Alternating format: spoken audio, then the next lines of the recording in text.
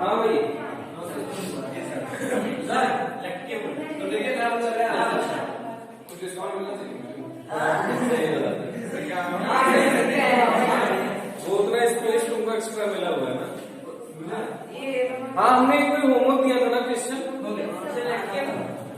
लटके क्यों थोड़ा सही से बैठो, इसको ओपन क्यों लेते हैं, गधों चुपचाप बैठ जाओ। कोई क्वेश्चन नहीं है ना? Yes sir. बताना बेटा जरा। 4 न्यूटन। ये ऑब्जेक्ट कितने मास का है? 2 kg का है।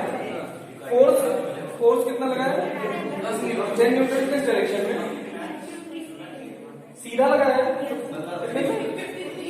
ये 53 डिग्री पे हमने 10 न्यूटन लगाया था, तो ये 53 डिग्री पे हमने 10 न्यूटन लगाया है। ठीक, अब ये कोफिशिएंट ऑफ स्टैटिक, वो कोफिशिएंट ऑफ फ्रिक्शन गिवन होगा ना, कितना? 0.3 न्यूटन ना। वो सारी इसका यूनिट नहीं होता म्यू का, इतना ठीक है। अब आपसे क्या कैलकुलेशन करने के लिए कहा था? नॉर्मल और एक्सेलरेशन। भाई जो लोग नए हैं वो लोग देख लें, एक मिनट देखिएगा। जैसे ये ऐसे है अगर, ठीक, तो इसको हम लोग ये कोशिश करते हैं कि अगर वेक्टर किसी डायरेक्शन में होता है, चाहे एक्स में है, वाई में है, जेड में है, ठीक है। अगर एक्स वाई जेड में ना होगी, किसी एंगल पे होता है, जैसे ये किसी एंगल पे है, तो इसका हम कंपोनेंट रिजॉल्व कर लेते हैं। तो कंपोनेंट रिजॉल्व करते समय ये ध्यान रखते हैं कि इसको मिनिमम डिस्टर्ब करना है।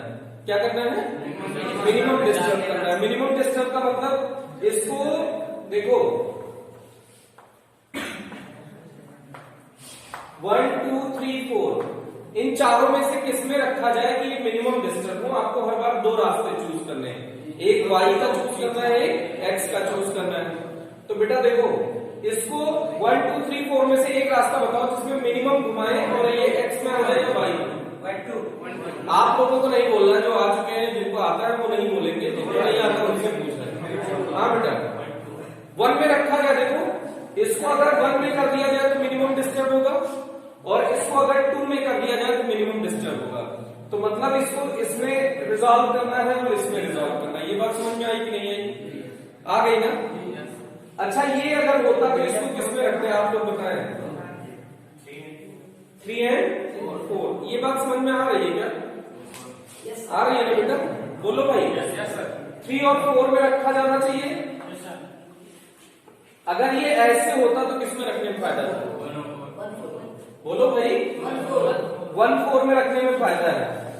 ठीक, ऐसे ही अगर ये ऐसा होता कुछ, तो इसको किसमें रखा जाता?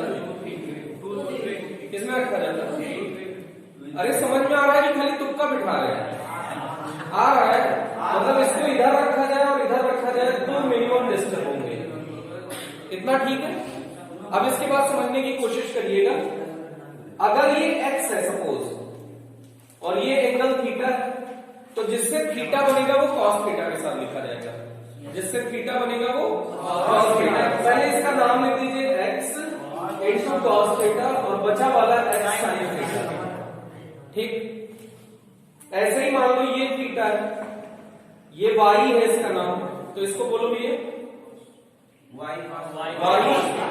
cos थीटा और ये हो जाएगा y sin थीटा। ये बात समझ में आई कि नहीं है? ऐसे ही अगर इसका नाम m है और ये एंगल अल्फा है, बोलना भैया m cos अल्फा और इसका नाम m sin अल्फा। बेटा आपको समझ में आ रहा है कि नहीं आ रहा? नहीं आएगा तो आप एकदम मना कर देना, हमको नहीं आ रहा, सिखा हम देंगे, हमारी रिस्पॉन्सिबिलिटी। आ रहा है नहीं आ रहा है? तो ये m sin अल्फा हो जाएगा। कृपया बोले नहीं।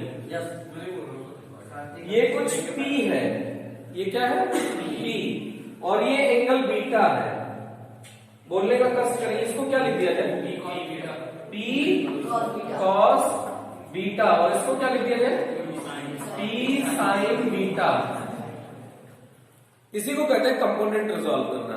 इसी को क्या कहते हैं भैया? कंपोनेंट रिजॉल्व करना। तो तो अगर इसको हम चाहें तो हमारे सिलेबस में फ्री वेक्टर है, तो इसको हम यहां से उठा के यहां भी ले जा सकते हैं। ठीक, तो इसको यहां से रिप्लेस करके यहां ले आएंगे, तो अगर ये x sin थीटा यहां से गायब हो गया तो x sin थीटा यहां भी तो हो जाएगा।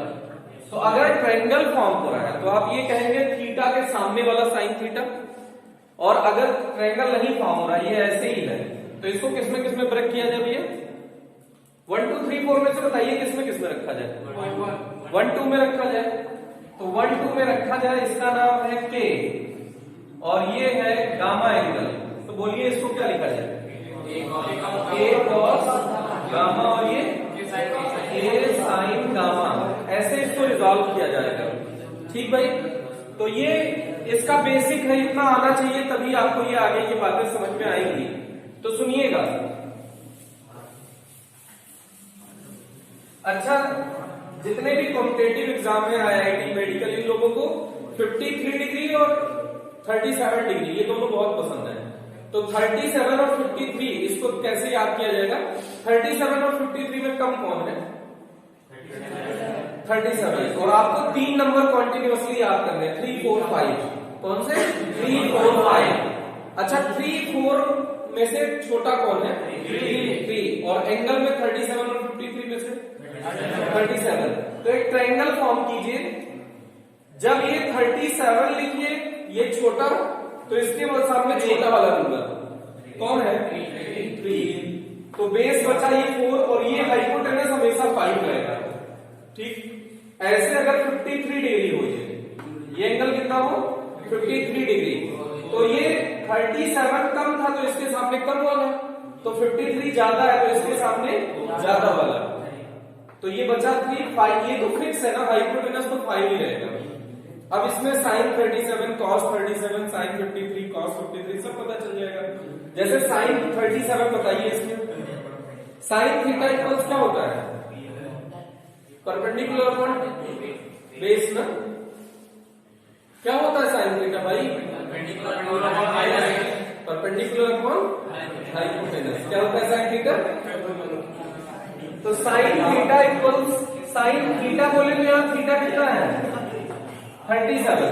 थीटा कितना है? थीटा कितना है? 37। साइन थीटा, थीटा के सामने वाला परपेंडिकुलर होता है, तो परपेंडिकुलर अपॉन हाइपोटेनस। cos 37 बेटा बताओ जल्दी से? 4 अपॉन 5। और tan 37 कितना हो जाएगा? 3/4। ये सब समझ में आया ना? ऐसे sin 53 बताइएगा यहां से। sin 53 कितना है? Perpendicular upon hypotenuse. और cos 53 3 अपॉन 5 और tan 53 4/3। ये सब ठीक है, ये याद होना चाहिए पहली बात। अब इसको समझने की कोशिश करिए। जैसे इतना लंबा चौड़ा याद करने की जरूरत नहीं है। sin 37 cos 53 के इक्वल, sin 37 और cos 53 की वैल्यू सेम। sin 37 और cos 53 की वैल्यू सेम। और देखो cos 37 और sin 53 की वैल्यू सेम। और tan 37 cot 53, तो इसको कोई जरूरत नहीं है याद करने की। इन दोनों को जरूर याद कर लीजिएगा। sin 53 के साथ अगर होगा तो cos 37 होगा, cos 53 के साथ sin 37। ये होना चाहिए, याद करने में आसानी रहेगी। ठीक, अरे ठीक है। तो जैसे ये 10 न्यूटन है, किसी एंगल पर है, तो इसका सबसे पहले तो कंपोनेंट रिजॉल्व करिए। सबसे पहले क्या रिजॉल्व करिए? कंपोनेंट रिजॉल्व करिए। तो यहां देखिए 10 cos 53 और ये वर्टिकल में क्या हो जाएगा? 10 sin 53। इतने में कोई डाउट नहीं होना चाहिए। देखिए 10 cos 53 की वैल्यू बोलो। cos 53 बोलो भाई 3/5। ये 6 न्यूटन आया। ठीक भैया। और इसको देखिए 10 sin 53 की वैल्यू 4/5। तो ये कितना हो जाएगा? 8 न्यूटन। ठीक भाई। तो इसका नया डायग्राम बनाइए पहले तो। अच्छा, एक चीज और निकाल लीजिए। F इक्वल्स फॉर्मूला होता है म्यू इंटू एन। ये एफ आर बोलेगा फ्रिक्शनल फोर्स है या रेजिस्टेंस फ्रिक्शन है या रिएक्टिव फ्रिक्शन है, तो ये म्यू इंटू एन होता है फॉर्मूला। म्यू इंटू एन होता है, म्यू इंटू एम जी होता है, म्यू इंटू एन होता है, ये ध्यान रखिएगा। क्या होता है? Mu into N. तो म्यू की वैल्यू कितनी है? 3.3। लेकिन एन की वैल्यू देखो कैसे निकालेंगे, इसके लिए फिर से डायग्राम बनाएंगे। देखिए बोर्ड पे, ये ब्लॉक ऊपर की तरफ कौन सा फोर्स लग रहा है? एक तो नॉर्मल लगता है यहां सरफेस से, और यहां से इस कंपोनेंट को रिजॉल्व किए तो कोई फोर्स ऊपर की तरफ है क्या? कौन है? 8 है ना, 8 न्यूटन। और नीचे की तरफ कौन है? mg। यहाँ mg तो होगा ना भाई, m की वैल्यू 2 है, g की वैल्यू 10 ले लीजिए तो 20 हो जाएगा क्या? पक्की बात हो जाएगा। आगे की तरफ कोई फोर्स है? कितना है? इतना ठीक है। अच्छा, ये दोनों ऊपर की तरफ किसी को खींच रहे हैं, कोई नीचे की तरफ खींच रहा है, तो ये दोनों इक्वल होने चाहिए ना। इधर अगर कोई मूवमेंट नहीं है तो देखिए n प्लस 8 इक्वल्स 20। अरे समझ में आया? ऊपर वाला इक्वल्स नीचे वाला, तो n प्लस 8 इक्वल्स 20। तो n इक्वल्स कितना आ गया? अरे सब्सट्रैक्ट करवा दी, 12 न्यूटन। कितना आ गया n? 12 न्यूटन। यहाँ 12 रख दीजिए, म्यू इंटू एन फॉर्मूला होता है ना, तो कितना आ गया? 3.6 न्यूटन। ये रेजिस्टेंस वाला फ्रिक्शन है, बैकवर्ड में जो फ्रिक्शन लगेगा, मतलब इसमें देखिएगा यहां पे जो फोर्स लग रहा है वो 3.6 न्यूटन है। पहला क्वेश्चन, ब्लॉक मूव करेगा या नहीं करेगा? करेगा। कैसे पता मूव करेगा? फोर्स कितना लग रहा है? आगे की तरफ कितना लग रहा है? 6 न्यूटन। और पीछे की तरफ अगर पीछे वाला कोई खींच रहा है वो धीरे खींच पा रहा है, आगे वाला ज्यादा ताकत से खींच रहा है तो आगे खींच ले जाएगा। पक्की बात। तो इसमें देखिए F net equals M A होता है। क्या फॉर्मूला होता है? न्यूटन बाबा ने बताया था कि F net equals M A. F net force कैसे निकालेंगे? 6 माइनस 3.6, 6 माइनस 3.6 इक्वल्स मास कितना इसका? 2 इंटू ए। तो 2a इक्वल्स, इसमें से इसको सब्सट्रैक्ट कर ही लोगे सर, कितना आ जाएगा? 2.4। तो एक्सेलरेशन कितना आ जाएगा? 1.2 मीटर पर सेकेंड स्क्वायर। ये आया था क्या आप लोगों का? आया था? पक्की बात। तो इसको नोट कर लीजिएगा जिनका नहीं आया था। जो इंफॉर्मेशन आपके हिसाब की हो वो आप नोट कर लीजिए बोर्ड पे।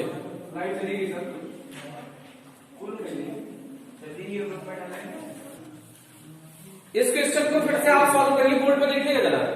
हेलो, बस खाली इतना कर देने से दुनिया बदल गई इसकी। आपने देखा हमने चेंज क्या किया, ये देखा कि नहीं देखा? क्या चेंज किया? डायरेक्शन ऑफ फोर्स चेंज कर दिया। अब इसको कैलकुलेट करिए, कैलकुलेट करिए इसी क्वेश्चन को फिर से जरा। हाँ जी देखिए, इसको आपने ऐसे क्या रिजॉल्व, बोर्ड पे देखिएगा ध्यान से। इसको आपने ऐसे किया होगा कि यहां पे लिखा होगा 10 cos 53। तो 10 cos 53 की वैल्यू sin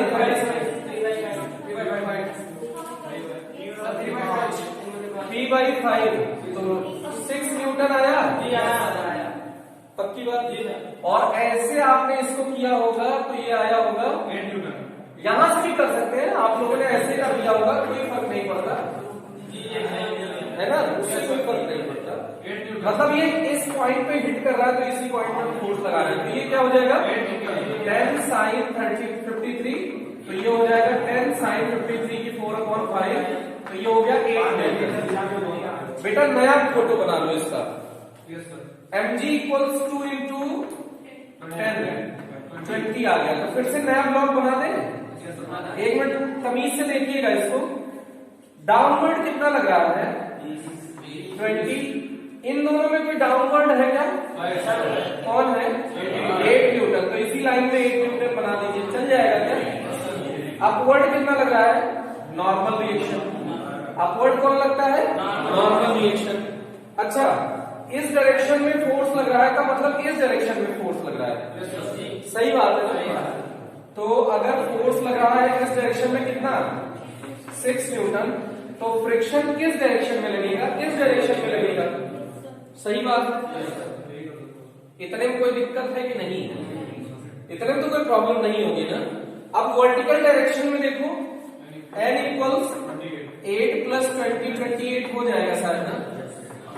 बोलो भाई, normal reaction force, normal reaction force कितना आ गया? 28। ये तो आना चाहिए था, आया क्या? आया। अब हम लोगों को ये कोफिशिएंट ऑफ फ्रिक्शन गिवन है 0.3 ना। कोफिशिएंट ऑफ फ्रिक्शन कितना गिवन है? 0.3। तो इसको देखिएगा, एफ आर इक्वल्स, ये एफ आर है, म्यू इंटू एन, म्यू कितना है? इंटू 2.28 कितना आया? 8.4 आया क्या? 8.4 आया क्या? ये मैक्सिमम फ्रिक्शन है। ये कौन सा फ्रिक्शन है? इतना सही किए थे लेकिन आंसर नहीं बोल पाए ना। अच्छा, ये 8.4, अब तो अकल आ गई होगी, काम कर देंगे ना तुम। अच्छा, फ्रिक्शन रियलिटी में लग कितना रहा है? आंसर बताने का कष्ट करें। फ्रिक्शन कितना लग रहा है? 8.4 लग रहा है। बिल्कुल गलत जवाब। और वेरी गुड, 6 न्यूटन। एक कुत्ता टाइप का वो नहीं पड़ा था फ्रिक्शन?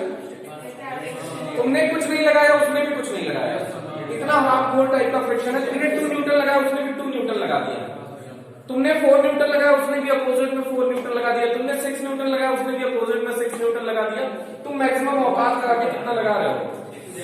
ये तो मैक्सिमम लग सकता है, ये तो मैक्सिमम लग सकता है, लेकिन लगा कितना? 6 न्यूटन फोर्स लगा, तुमने लगाया है 6 न्यूटन फोर्स, तो फ्रिक्शन भी कितना लगेगा? 6 न्यूटन ही लगेगा, क्योंकि ये सेल्फ एडजस्टिंग है, क्योंकि ये सेल्फ एडजस्टिंग है। ये तो मैक्सिमम वैल्यू निकालता है एफएल। ये क्या अभी है? स्टैटिक फ्रिक्शन की मैक्सिमम वैल्यू को लिमिटिंग फ्रिक्शन बोलते हैं बेटा। स्टैटिक फ्रिक्शन की मैक्सिमम वैल्यू को लिमिटिंग फ्रिक्शन बोलते हैं। मतलब इसके बियॉन्ड अगर 8.4 न्यूटन है ना, अगर तुमने 8.5 न्यूटन लगा दिया, ब्लॉक चल पड़ेगा, लेकिन 8.4 तक ब्लॉक नहीं चलेगा। लेकिन अगर तुमने 2 न्यूटन लगाया होता तो ये फ्रिक्शन कितना होता? 2 न्यूटन। तुमने 4 न्यूटन लगाया होता तो ये कितना होता? ये 8.4 परमानेंट नहीं है बेटा, ये सेल्फ एडजस्टिंग है। इसकी वैल्यू तुम्हारे फोर्स के अकॉर्डिंग चेंज होती है। तुमने थोड़ा सा लगाया, इसने भी थोड़ा सा लगाया। तुमने कुछ नहीं लगाया, इसने कुछ नहीं लगाया। तुम्हारा फोर्स 0 कर दो तो फ्रिक्शन फोर्स भी क्या हो जाएगा? 0। तुमने 2 न्यूटन लगाया तो इसने कितना लगा दिया? 2 न्यूटन। तुमने 4 लगाया तो, तुमने 6 लगाया तो 6, तुमने 8 लगाया तो 8, तुमने 8.4 लगाया तो 8.4, तुमने 8.5 लगाया, चल नहीं आया। समझ में आया क्या? तो यहाँ एक्सेलरेशन कितना है? एक्सेलरेशन कितना है बेटा? जब ब्लॉक चलेगा ही तो एक्सेलरेशन कितना है? 0। जहां सुधार की जरूरत है सुधार कर लीजिए।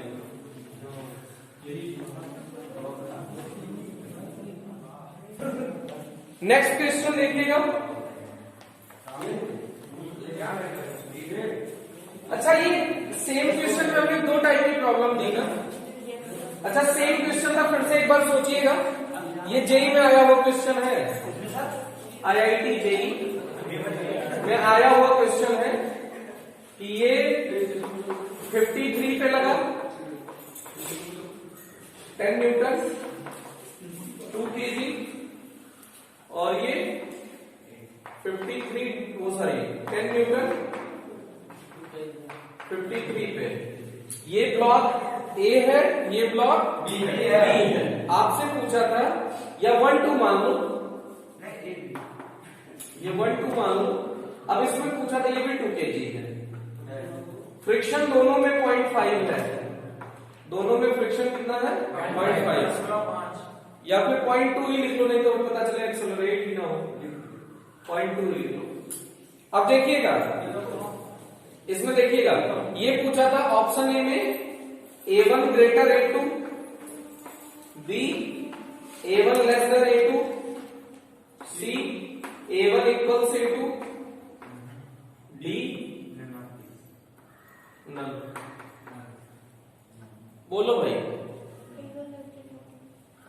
एक्सेलरेशन किसमें ज्यादा होगा? A2 में ज्यादा होगा ना। अभी हमने जस्ट ये क्वेश्चन सॉल्व किया है।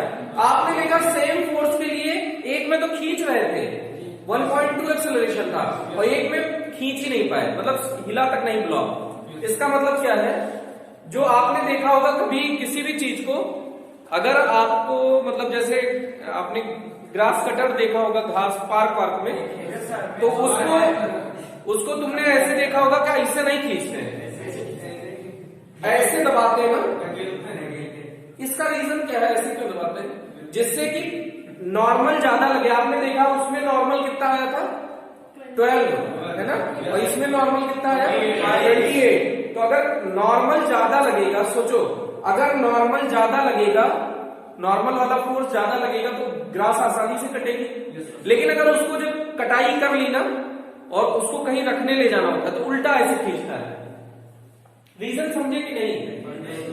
जब वो ऐसे पुलिंग फोर्स लगाता है तो नॉर्मल कम लगता है, और जब पुशिंग फोर्स लगाता है तो नॉर्मल ज्यादा लगता है। इसीलिए जिसमें आप पुल करेंगे उसमें एक्सेलरेशन ज्यादा होगा, जिसमें पुश करेंगे उसमें एक्सेलरेशन कम होगा। तो किसका एक्सेलरेशन ज्यादा होगा? तो मतलब समझ में आ गया? अब इसमें देखिएगा थोड़ा सा अच्छा क्वेश्चन देते हैं। चॉकलेट भी देंगे बेटा। नेक्स्ट क्वेश्चन में चलो चॉकलेट देते हैं। अभी तो एक सिंपल सा दे देते हैं ना।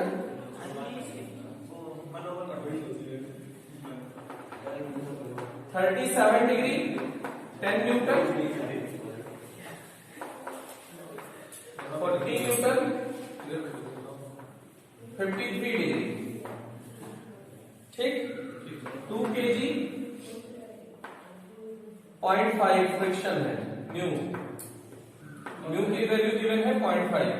फिर वही है कैलकुलेट एक्सेलरेशन।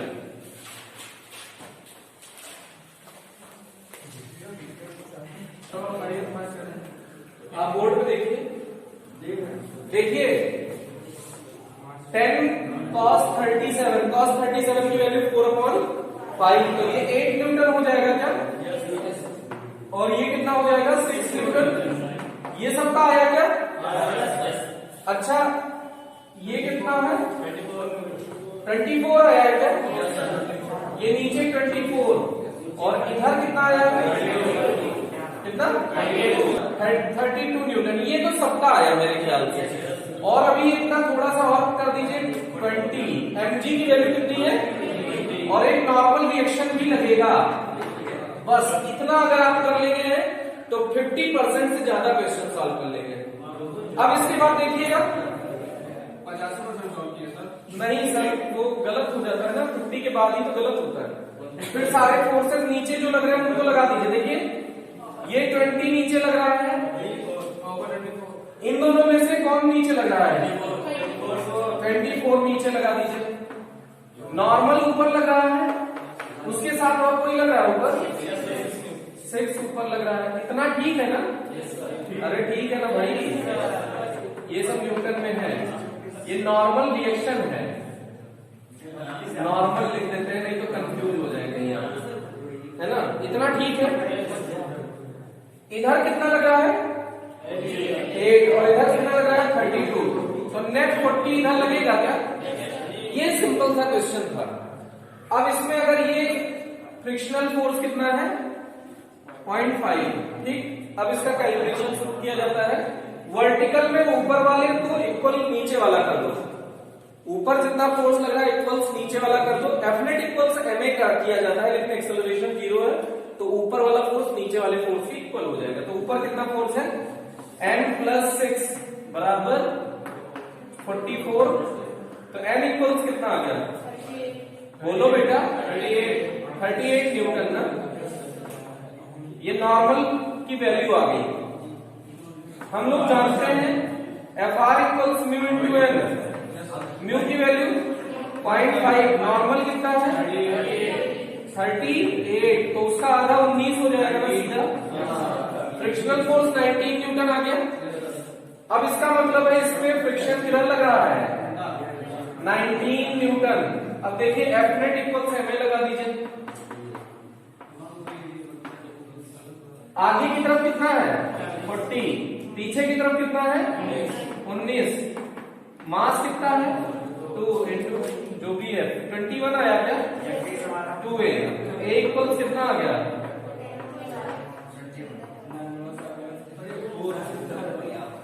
कुछ लोगों ने डिवाइड किया होगा तो 1.5 लिख दिया होगा। बहुत होशियार है इस दुनिया में भैया।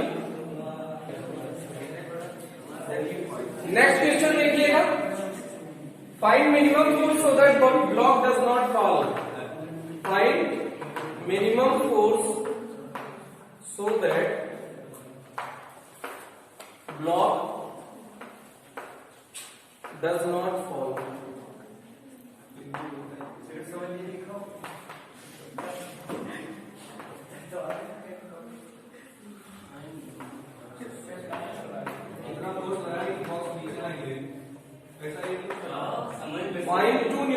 पॉइंट टू है म्यू की वैल्यू। म्यू की वैल्यू कितनी है ऐसा कुछ है, देखो ये ऐसे ब्लॉक है मतलब ऐसे, तो ऐसे रोके होगा दबाओगे तो उनके रुका रहेगा सरकेगा नहीं, तो वो मिनिमम कितना फोर्स लगा दिया जाए कि नीचे की तरफ ना सरके। 2 kg का ब्लॉक है, सॉल्व करने की कोशिश करिए।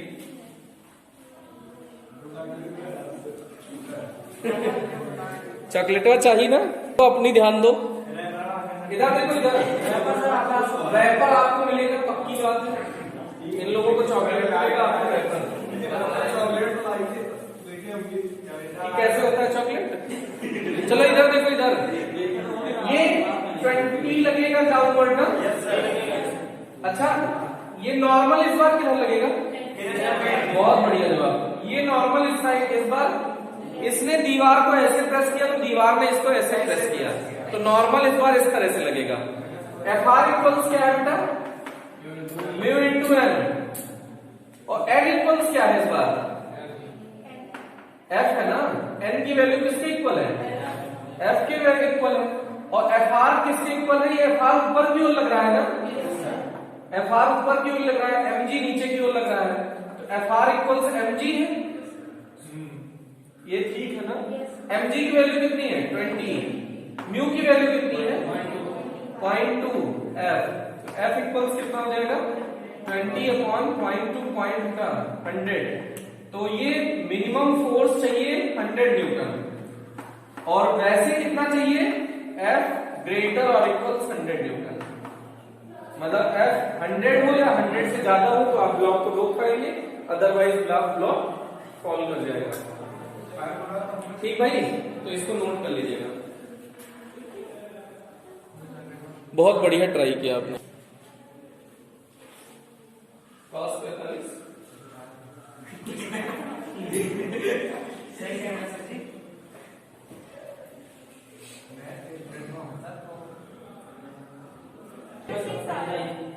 अभी भी नहीं सही।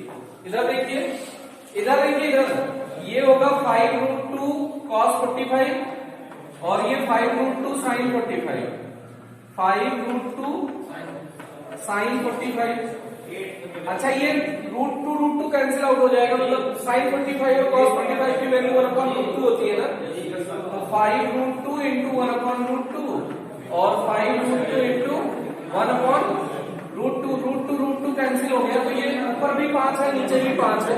इतने में कोई डाउट नहीं है ना। नया डायग्राम बना लीजिए बस। हेलो, एक तो इधर लगेगा ऐसे 5, और एक ऊपर की ओर लगेगा 5। ये ठीक है ना, इतने में कोई डाउट नहीं है। नीचे की तरफ 25 लगेगा कि नहीं लगेगा?